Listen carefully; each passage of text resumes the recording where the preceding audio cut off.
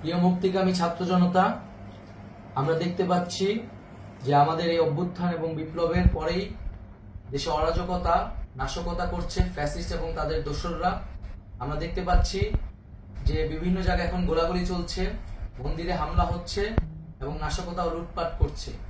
আমরা মনে করি আমাদের যে ছাত্র নাগরিকদের অভ্যুত্থান তাকে নস্যাৎ করার জন্যই পরিকল্পিতভাবে এই ধরনের ঘটনা ঘটানো হচ্ছে।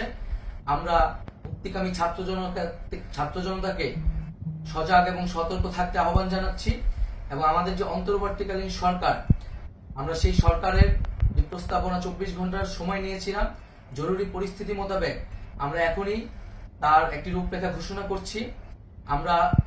আমরা সিদ্ধান্ত নিয়েছি যে সর্বজন গ্রহণযোগ্য আন্তর্জাতিক খ্যাতিসম্পন্ন নোবেল পুরস্কার বিজয়ী ডক্টর মোহাম্মদ ইউনূসকে প্রধান উপদেষ্টা করে অন্তর্বর্তীকালীন সরকার গঠন করা হবে এবং ডক্টর মোহাম্মদ ইউনূসের সাথেও আমাদের কথা হয়েছে। তিনি ছাত্র জনতার আহ্বানে বাংলাদেশকে রক্ষা করতে এই গুরু দায়িত্ব নিতে সম্মত হয়েছে। আমরা সকালের মধ্যেই আমরা এই সরকার গঠনের প্রক্রিয়া দেখতে চাই। রাষ্ট্রপতির কাছে আহ্বান থাকবে যে দ্রুত সময়ের মধ্যে ডক্টর মোহাম্মদ ইউনূসকে প্রধান উপদেষ্টা করে অন্তর্বর্তীকালীন সরকার গঠন করা হোক এবং এই অন্তর্বর্তীকালীন সরকারের বাকি সদস্যদের নামও আমরা সকালের মধ্যে ঘোষণা করব।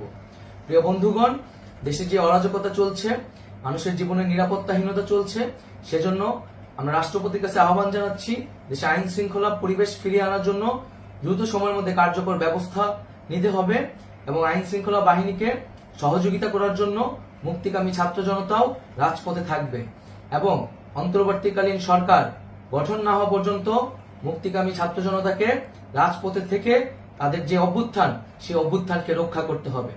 প্রিয় বন্ধুগণ, আমরা রক্ত দিয়েছি, শহীদ হয়েছি।